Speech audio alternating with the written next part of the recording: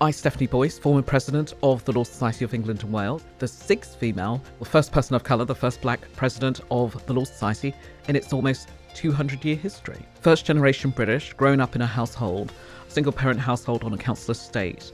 And at that time, the law has always been a powerful tool. It can absolutely open doors and it can absolutely close doors. If you don't have money, you at times face growing disadvantages and growing inequalities. You are locked out from opportunity, you are locked out from positions, and that annoys me. If you knew you wanted to go into the law, how would you have known between solicitor, barrister, judge? I feel like working in the law, we talk about it, but I don't actually know what that means. I have no problem with merit when it is applied equitably. The difficulty is it's not being applied equally. They don't have contacts and all the things that we're meant to have. How did you navigate that? Like, how did you go from that background to where you are today? I really think we could all learn to live by that better.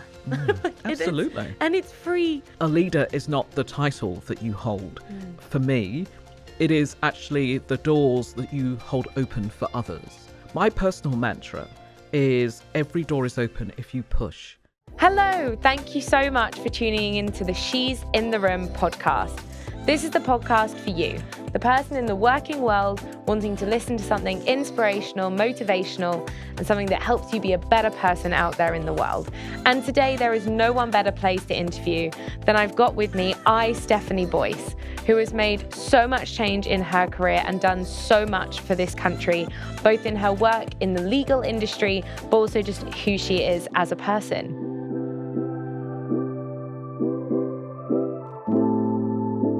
So welcome, Stephanie. To start with, if you could tell me a little bit about you, your career to date, what you do, how you got here, all of that, that would be lovely. Well, firstly, thank you very much for inviting me on.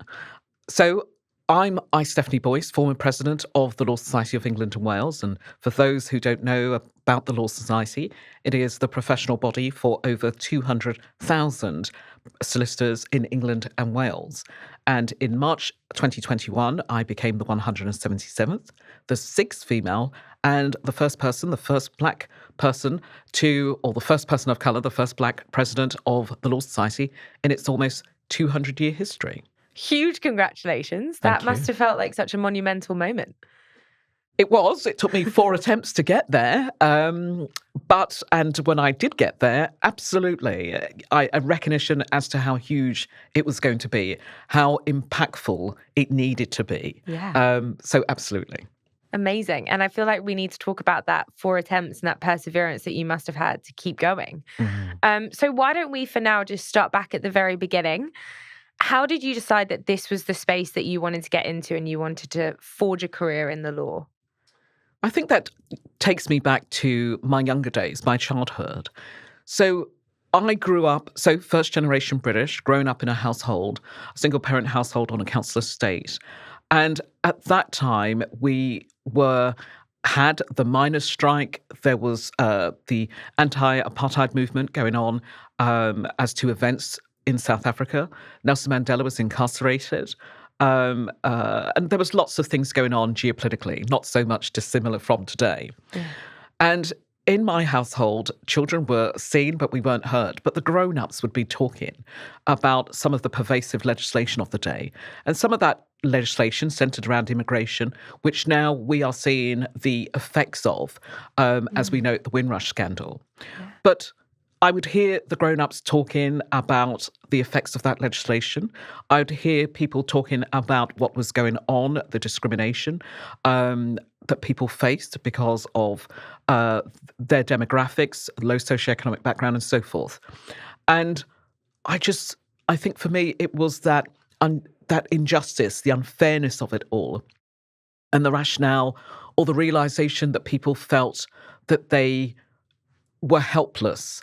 And so I sat there watching, if you like, what was going on, listening to what was going on. And then, of course, Margaret Thatcher comes along. Oh. She's our education minister. She's a barrister by qualification. She's our first female prime minister. And let me be clear, I do not condone anything that woman went on to do. But for a young child, a young black child growing up in rural Buckinghamshire, dreaming big, and at 7 I used to do the best Margaret Thatcher impressions ever. That was my take on her. She embodied, before she went rogue, she embodied what I believed that I could achieve to become. Wow. So I guess, and that comes back to why it's so important to do podcasts like these and things that highlight women's voices who have reached that level, who have pushed through barriers. You said yourself, the first woman of colour to be a president of the Law Society. First person of colour. First person. Even bigger. Yeah. And it's like, for that to happen, you've inspired people in the same way that she was someone that showed you what was possible, even if you don't agree with everything that she did. And that is why, like, thanks for being here. But that's why it's so important, so that young women and people can see that, and you're kind of breaking those barriers. So what you then decided, like, this woman's somewhere that I want to be. I want to get to the echelons of decision making or creating kind of this sense of fairness that you said you had. So how did you navigate that? Well, it's interesting because coming from the background that I come from, I didn't know any lawyers. I didn't have the social currency that is the network that could plug me into work experience, into having my questions answered, directing me as to where I could go and so forth. And so at the age of just before my 12th birthday, we would emigrate to America. And I think it's fair to say that America would have a lasting impression upon me. Right. I'd be absolutely overwhelmed by the poverty that I would see. People being treated harshly and differently because of the colour of their skin, because of their low socioeconomic background. And I was determined to ensure that people's voices were heard. People were being ignored, dismissed. They had no voice. They had no say in what was happening to them. And years later, when Tracy Chapman would sing that song, Across the Lines, that separates whites from blacks, I didn't know what she meant until I went to America. And the train line tracks where we would settle in the town we were in that would absolutely separate whites from blacks. And I think it's fair to say that I absolutely started to become consciously aware of the colour of my skin and how that meant at times that I was treated differently. Because despite the fact growing up in rural Buckinghamshire, despite the fact being one of a few people of colour in my school, things were different. We got on. We were a community. We were a family. And it saddens me, I guess, today to see the discourse that is being driven, some by our politicians, some by others, around that divisiveness. You know, we have to think about what is it that binds us together? What is it that we have in common? What is it that we want to achieve? So I think for me, the law has always been a powerful tool. It can absolutely open doors and it can absolutely close doors. Yeah. And I mean, something that you alluded to there with kind of your background, not having that network, that connection, maybe not feeling that you move in the circles that naturally lead to that space. I feel like so many people can relate to that. Maybe they want to get promoted, but they're not in with the crowd at the top. Or maybe they're a young person looking to go into a finance career or even media or filmmaking, but they don't have contacts and all the things that we're meant to have. How did you navigate that? Like, how did you go from that background to where you are today? Absolutely. So, of course, so let me take you back. So I spent 6 years in America, graduating from high school, but I always had this yearning desire to come back and qualify in this jurisdiction. That desire, that burning desire to become a lawyer never left me. And indeed, in my high school days, I used to go to school on a Thursday in black, mourning for the world and what was happening around the globe. And I seemed to get a disproportionate number of detentions. But I would turn up to these detentions with, and just kind of get all my kit out I had made placards, if you like, that said, if Nelson Mandela's not free, neither are we. And then people would ask me, who's Nelson Mandela? We in Britain had kind of grown up knowing what was going on, the sanctions that were being applied against South Africa, our sports teams that were no longer playing, South African sports teams and so forth. But the Americans seemed devoid of that. So I felt it was my job to educate them. But certainly... Good for you. But certainly, a couple of days or so after graduating from high school, I came back to this country, and my high school diploma was not recognised here. So I would spend another 2 years part-time, unemployed, part-time, going to night school to get the equivalent that would allow me to go into university. Wow. But fast forward, because the internet was not as prevalent as it is today. You couldn't Google, like, where can I get a loan from? There was no social media to say, well, who can I connect with and ask questions? And as I say, I did not have those connections within my community. I didn't have that network. But when I eventually qualified as a solicitor, I was given a piece of advice that has really stuck with me to this day. And that bit of advice was to network. A fellow solicitor told me, network. And absolutely, that's what I tell students, people all the time. Utilize the power of your network. If you don't have a network, build one and really lean into it. And through those networks that produce mentors, sponsors, known and unknown, who would speak up for me, who would advocate for me. And is that something that you would do in person? So you're talking about networking events, and would you go to ones specifically for the law, or was that at your university? Did they put them on? And then how would you do it now? Kind of, we do have access to LinkedIn. I'm a huge advocate for just reaching out to people. The worst they can do is ignore you, which doesn't actually hurt you in any way, other than maybe emotionally. Your ego takes a hit. But then you pick yourself up anyway, brush yourself off. Exactly. So how would you kind of do that now? Yeah. What would be your recommendation? So what I say to people now is that there are lots of events out there. Make sure that you go. And if you go and you go with a few people, do not stay within the circle group that you have gone there with. Spread out. Speak to people. Yeah. And if you say you're going to follow up, absolutely make sure that you follow up. Take some business cards with you as well. I know lots of people don't like to do business cards, but believe it or not, they're on their way back.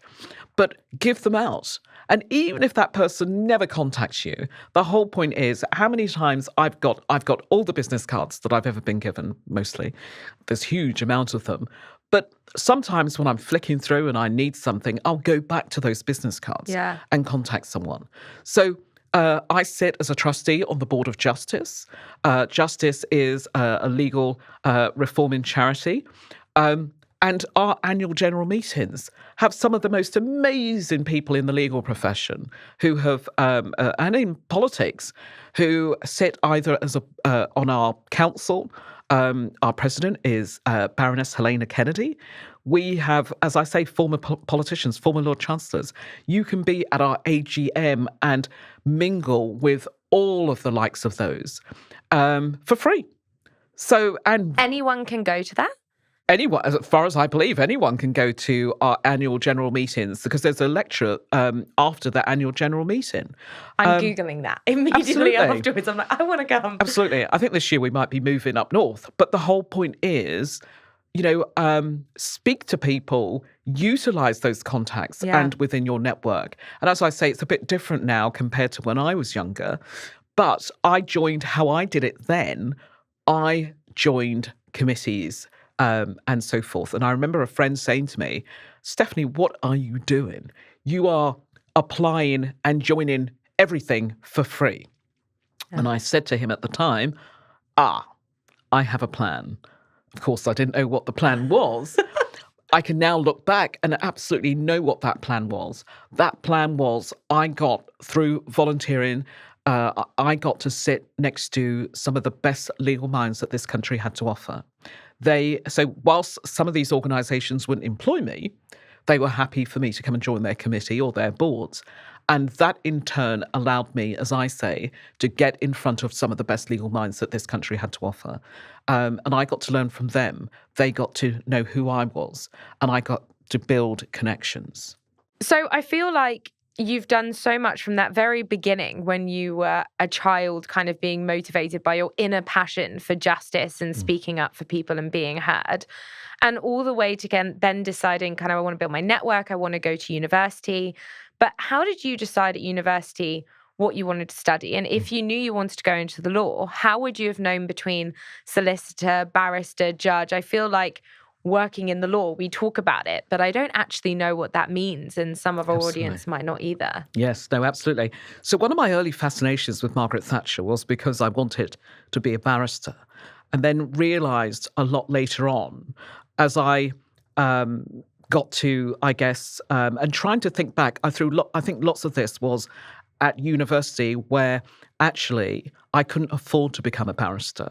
The idea that you would go from university, because we start off on the same pathway at university, and then after university, if you want to be a barrister or a solicitor, we go different ways.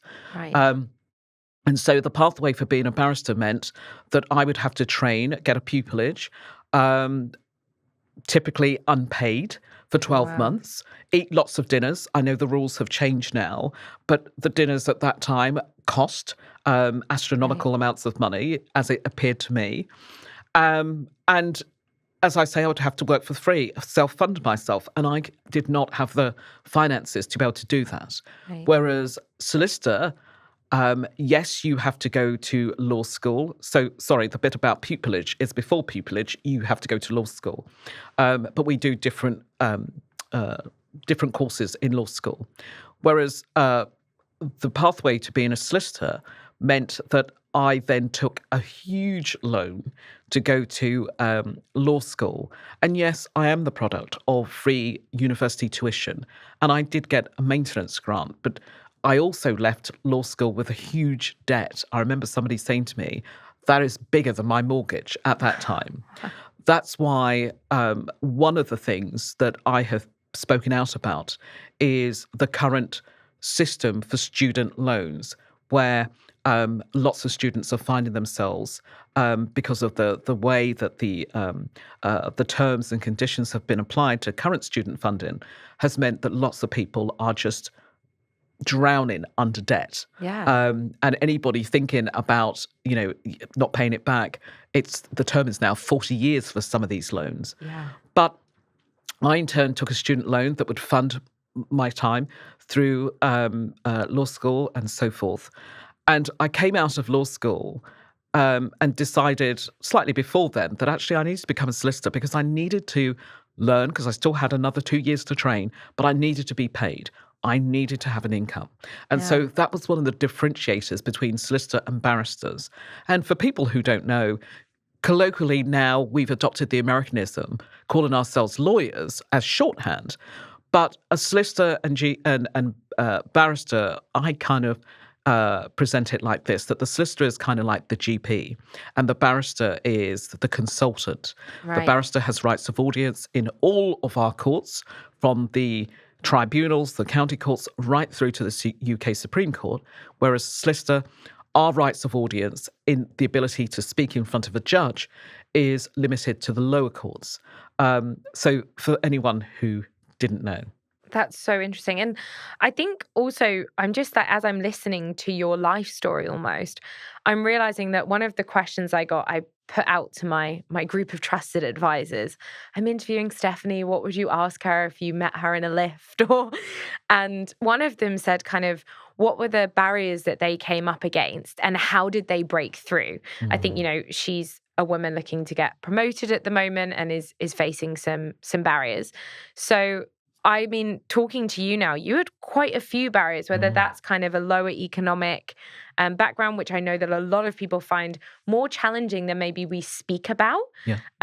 But yeah, can you talk to me a bit about some of those barriers and how you did break through? Because what you've done is amazing. Absolutely. So, I was speaking to some university students yesterday, and one of the things I said to them is that for far too often we exclude ourselves. We self-exclude ourselves from tables we should be sat at, from rooms we should be in. But absolutely, I have faced barriers. Barriers, as a woman, as a black woman, coming from a low socioeconomic background, not having gone to a certain university, not coming from a certain family, and so forth. But for me, it was that absolute determination. I'm not one who necessarily takes no for an answer. It was that self-belief. Yeah. I always had that belief that I could be someone, that I could do this. And whilst the path was not always clear as to what this was, because for anybody who thinks that I was an overnight success, it was the longest night ever. It was, there were tears. There were obstacles, seen and unseen, that I didn't even know were there. One of the things I did very early in my career was stop taking feedback. Interesting. Yeah. And I don't advocate that other people should adopt my stance. But one of the reasons why I stopped taking feedback very early on is because words are like seeds. Once planted, they take root. Yeah. And I knew multiple times that I was the best person for that job. But for whatever reason, I wasn't given that job or that position or that role. And so I didn't need people to give me their rubbish, offload on me their rubbish. I'm not a rubbish bin, to dump on me as to their rationale as to why I didn't get the job when I knew I was the best person for the job. So I stopped taking feedback very early on in my career because I didn't need that negativity. Yeah. I had a vision as to where I was going. As I said, always not clear. I believe that I had the right to be in a room, even if I didn't know what that room was, even if I didn't even know what it was or where it was. Yeah. I believed that I too could belong and be in that room. And to give you an example, I went to work for a big regulator, and that particular regulator took lots of its lawyers from city firms. And one of the things that these lawyers did when you walked into a room was the first thing they would ask you is, so where are you from? What firm have you come from? Because they wanted to place you, to position you. And then, of course, if you didn't, which I didn't, come from one of the big magic circle firms, they were almost dismissive. But it's the way that, for instance, I think of, like, whether it's my clothing, whether it's my persona, that is my shield. That is my, that's my protection. That actually, as these things and people dismiss and whatever else, it bounces off of me like, water off a duck's back, because I know who I am. And I'm very assured of that. So one of the things as I say, speaking to students, it's about that mindset. Adopting a growth mindset, a mindset that says, I belong. A mindset that says, if I get knocked down, I will pick myself up and I will try again. Those 4 attempts that it took me to become president, even when people told me it would never happen. But you only get one shot at this life. Yeah. And I am determined to make it count. I love that. Everything you're saying, I'm like, that should be on my wall, forevermore framed.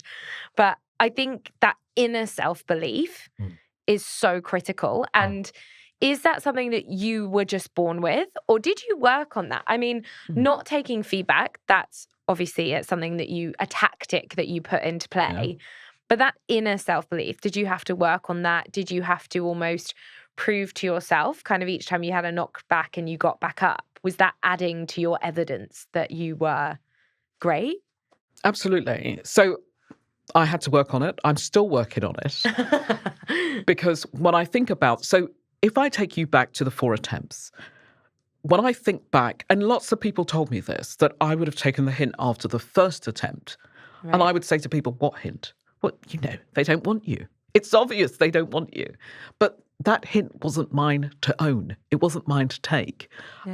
Because I knew that if I got there, if I became president, how powerful it would be.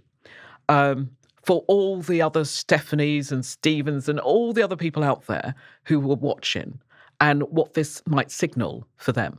Yeah.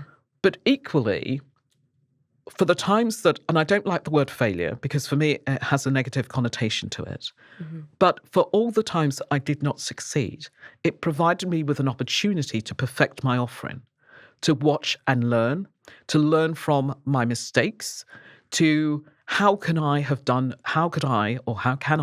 do things differently?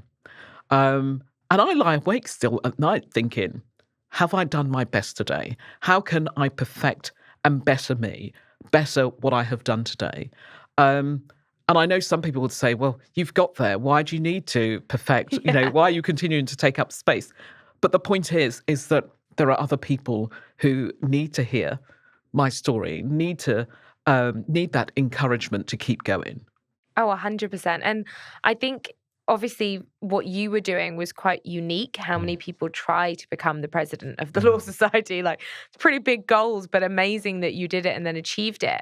But for other people, it might be going for that promotion. It might be a member of the C-suite at a massive firm that wants to get onto the board or wants to change industry or do something like that. And that perseverance is really important. Yeah.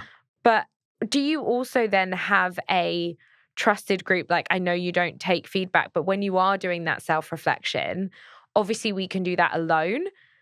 Do you do that alone? How do you do that? Sometimes, we can be overly critical. We can self-evaluate and you lie there at night and I did it last night, you spiral and you're like, I should quit everything. Like, I'm not good enough to do anything. But that shows that we're human.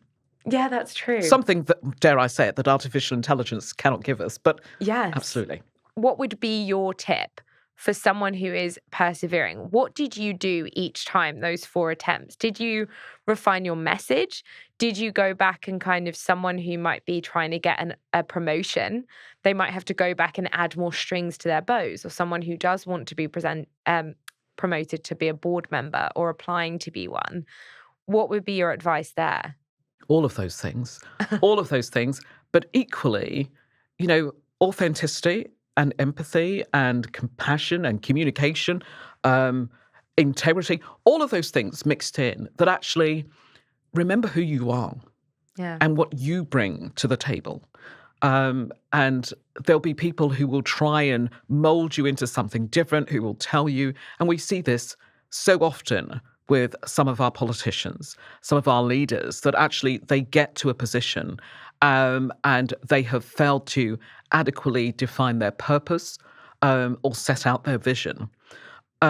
So be true to yourself, because if you come from a position of authenticity and integrity, people will clearly want to understand your purpose, your vision. They'll want to follow.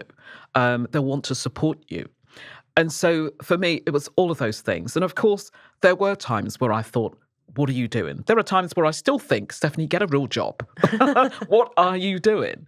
But the satisfaction I get from doing the things I do, and as I say, a leader is not the title that you hold. For me, it is actually the doors that you hold open for others.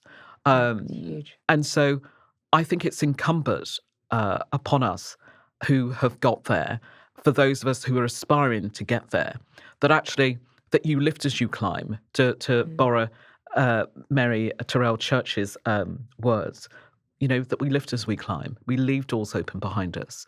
And we remember who we are, and we lead with ethics, with integrity, compassion, empathy, all of those things. Lots of those things, I think, are missing in our leaders today. And you do so much to do that in society. I mean, you were awarded a CBE. Can you talk about that and kind of why that was awarded to you and the amazing work that you've done?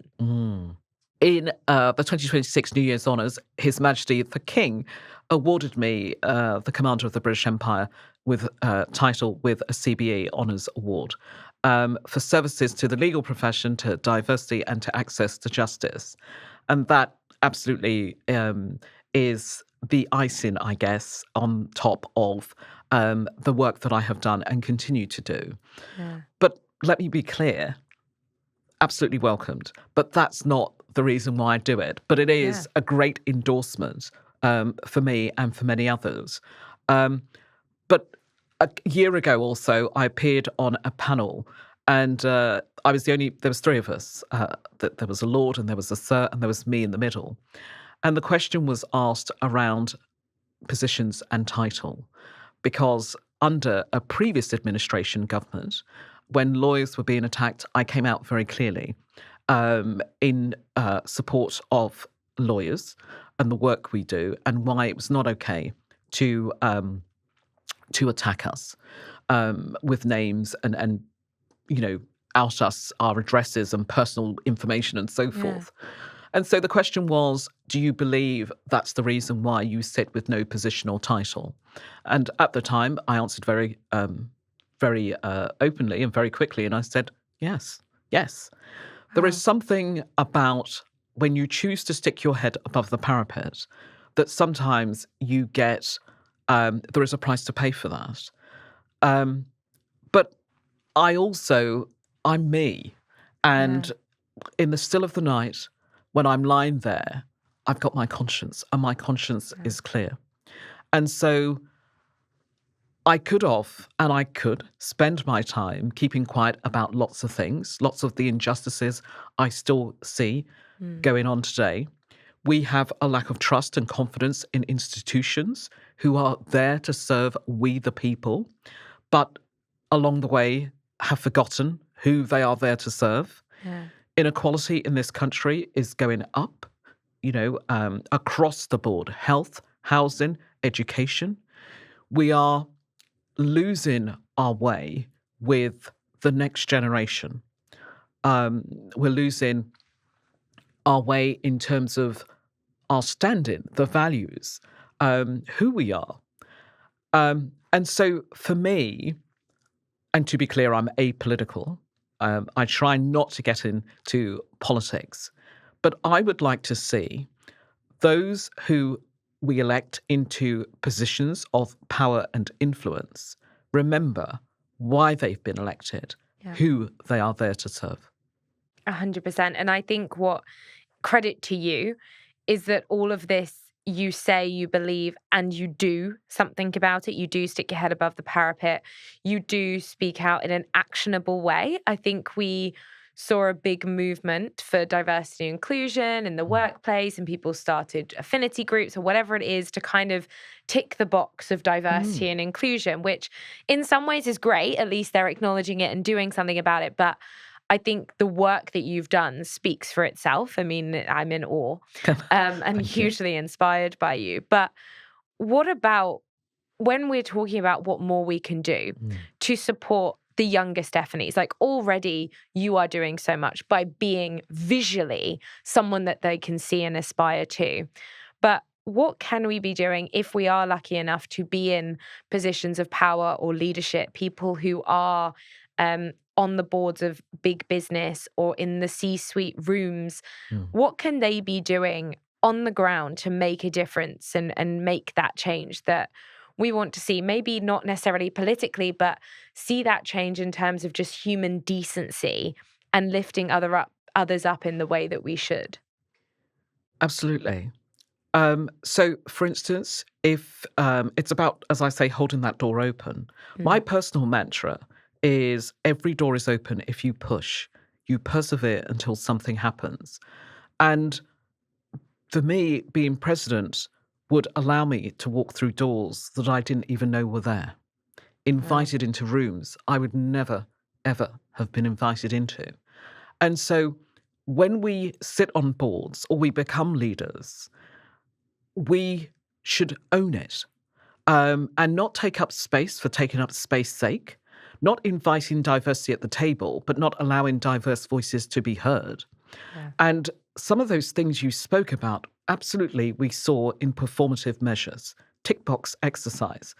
And some of those measures, initiatives, and so forth were quickly rolled back when pressure came from across the pond.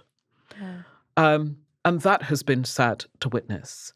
And while some organizations have found their feet and found their voice again, but we also saw lots of EDI roles and so forth, initiatives being cut or being erased, rebranded, renamed. Now, it takes, as I say, going back to sticking your head above the parapet, it takes a brave person to say, enough is enough, and actually there is an injustice in this. And that is something that has driven me, is actually it's about that injustice. It's about speaking up when perhaps nobody else is prepared to speak up. And that's what drives me, because I say to people all the time, what is it that we want to, rather than being divisive and separating ourselves out, what is it that we are trying to address, eradicate? And think about the things that brings us together. Yeah. And one of my favorite quotes is, in a world where you can be anything, be kind. I love that. I really think we could all learn to live by that better. Absolutely. And it's free. And it's free. I'm like, it's literally the easiest thing to just not say the unkind thing that popped into your mind. Like, just say less, like if it's mean. And, behaviors as well. So think about it. So during my tenure as president, we did great things around social mobility. We're still doing great things. And one of my pillars was a focus on social mobility. Because in 21st century Britain, if you are poor, you are poor.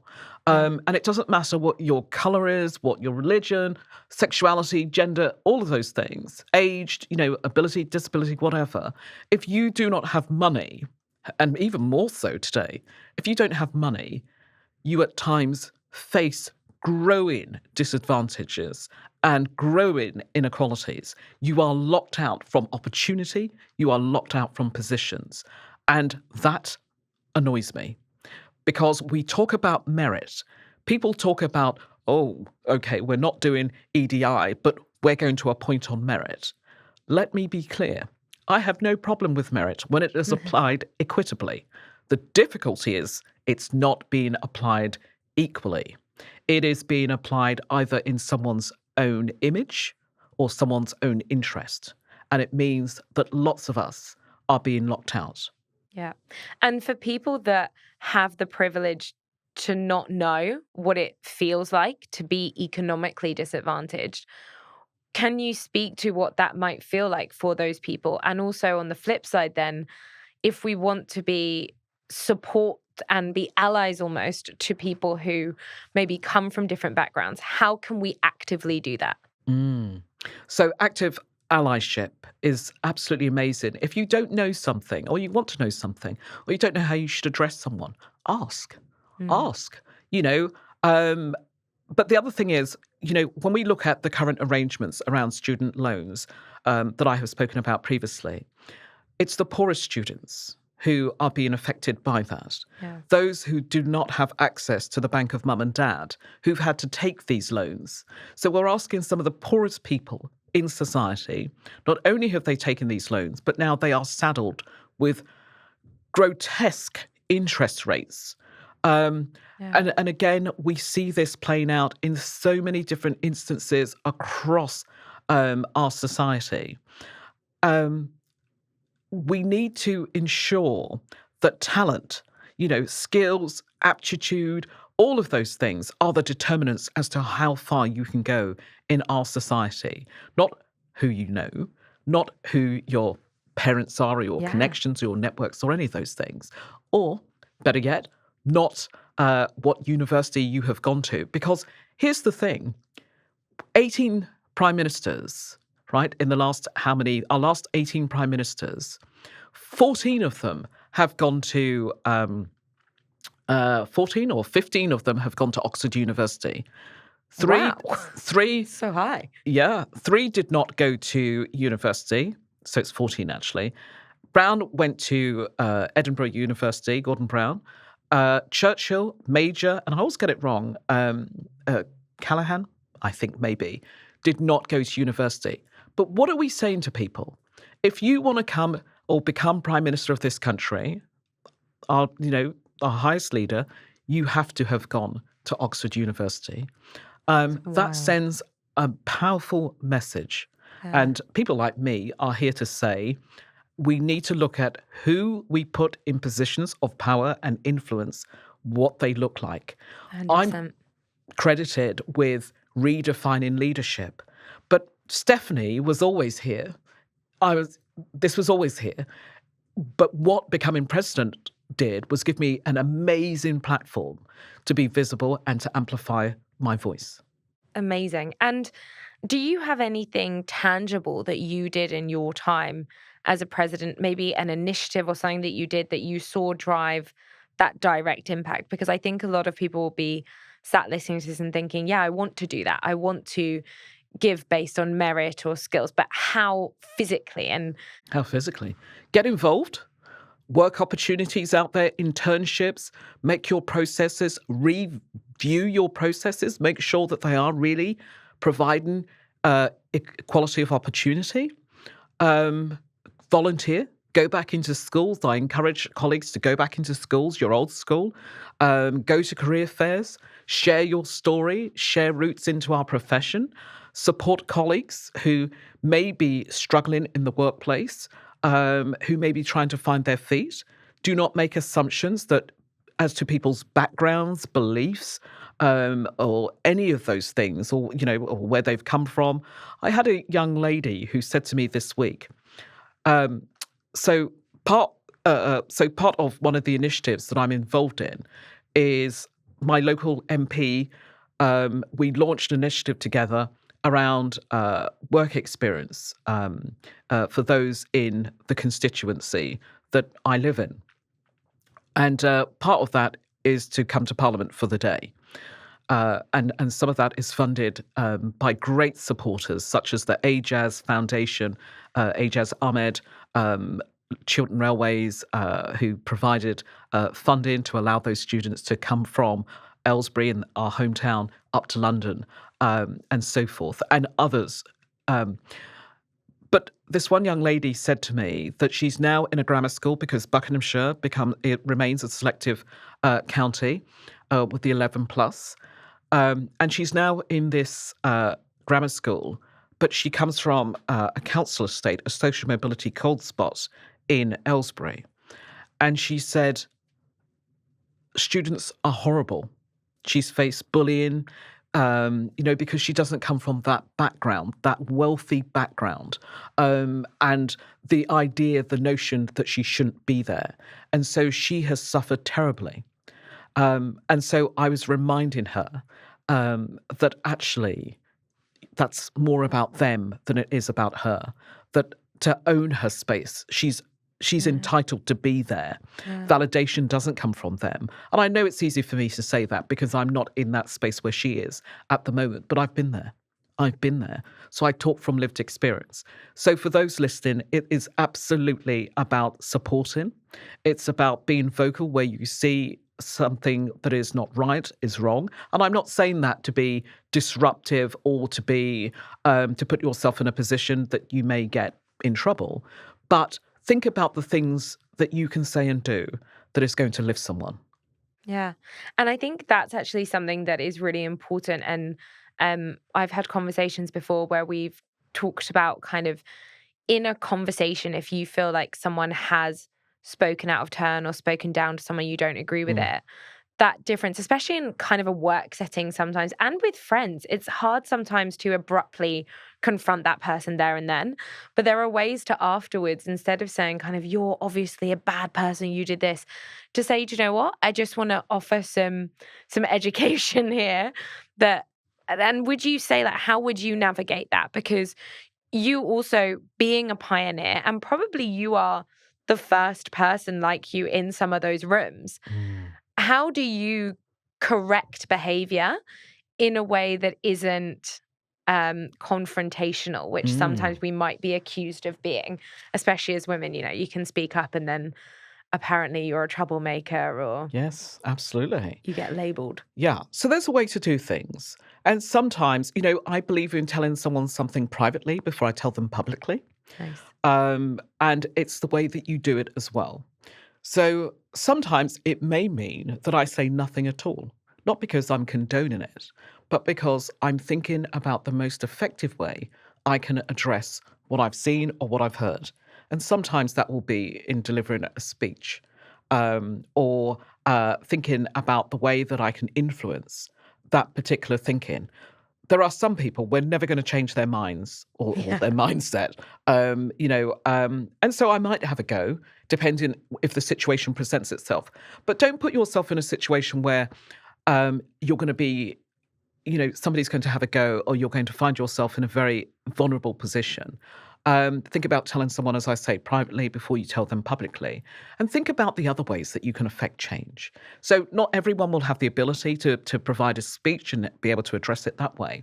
But think about within your own organization where perhaps you've come across some thinking that doesn't chime with, being politically correct or so forth. Think about the levers that you can pull to ensure that those behaviours are addressed. And it might be actually joining a committee and through that committee initiating policies that will seek to address those issues. So I think it's incumbent upon us all to think about things and to think about if something has been said or done, how does that resonate with us? How does it make us feel? And how we then go about changing and correcting that.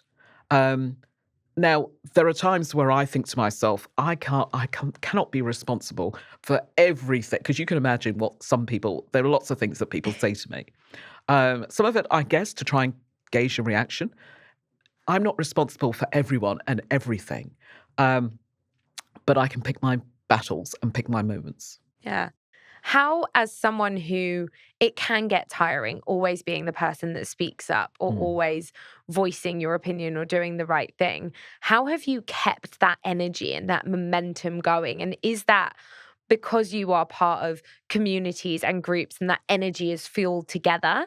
Or is that just innately within you? I mean, I don't know whether that comes from your work with the justice community that you're a part of, if you want to talk about that. But how do you keep that going? I think it's all of that.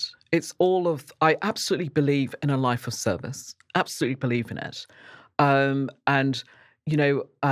part of that service means that whatever it is that I have learned along the way, that it is incumbent upon me to pass that baton on.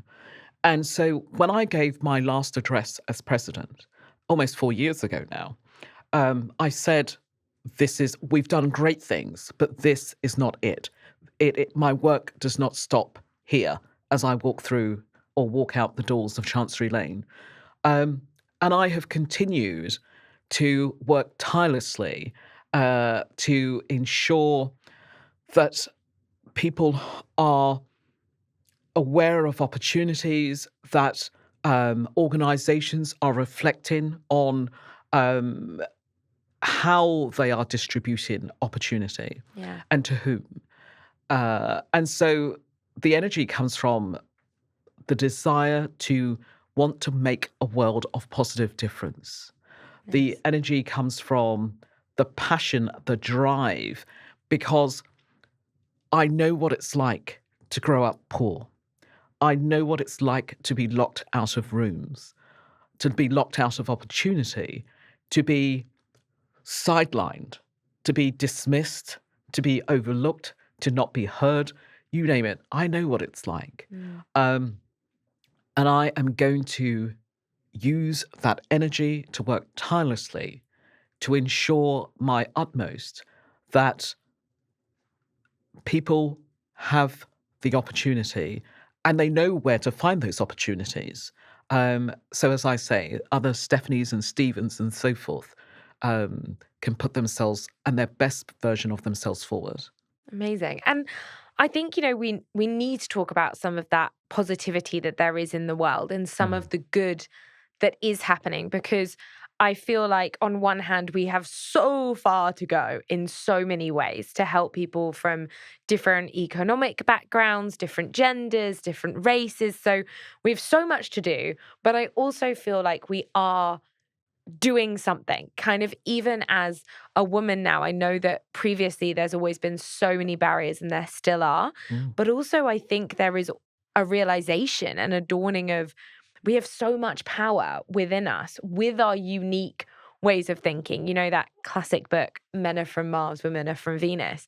Yeah, I think, you know, biologically we're probably very different, but also that can be such a strength. And for so long, I think we tried to fit ourselves into molds of other people or to aspire. Whereas what's so great now is that there's people like you out there looking like this new mold that we can aspire to be like, or showing ways to be in that. But how kind of do you see that positive change? And is there anything that brings joy when you're like, there is so far you've come, or the work you do with justice? And yeah, like talk to that, because I think there is so much good, mainly that you're driving. But we're all on your coattails being like, woo, you go. Oh, absolutely.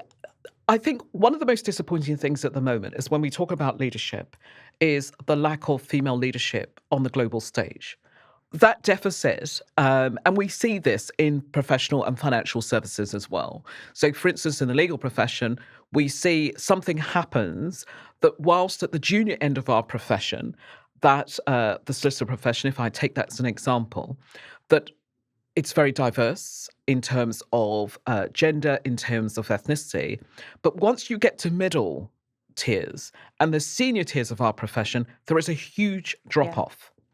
And okay, people have cited a number of reasons for that, caring responsibilities, and so forth.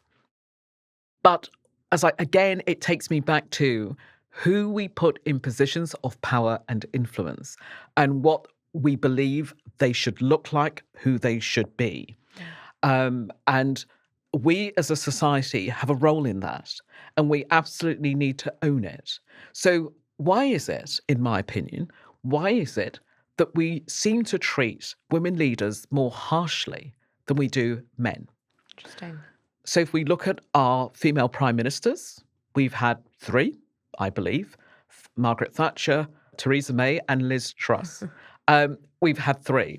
But if you look at the way that they left office, seared forever in my mind will be Theresa May when she left Downing Street in tears. Yeah. I was too young to remember Margaret Thatcher leaving Downing Street. But Liz Truss, for the longest time. So I have a real issue. And if you transport that across to industry, if we think about how I believe as a society that we are more harsher with women leaders. And we need to think about that.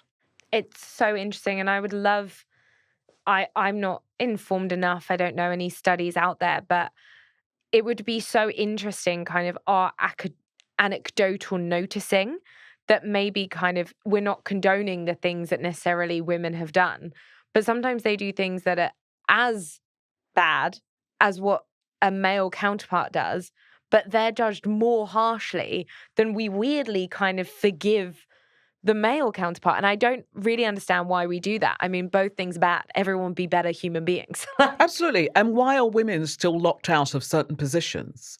Yeah. You look at Serena Vaigman, the England women's football team manager, who, if you remember a couple of years back when they were replacing the England manager, this notion that she could possibly be considered to become the manager of the men's team. And other spheres where, does it matter if you look at the names, rightly or wrongly, the names that were attached to Liz Truss, some of the policies that she enacted was absolutely adopted by some of her successors. And okay, there's an argument as to whether she went too fast, too soon. But it was just amazing, some of the names that came out and attached itself to her.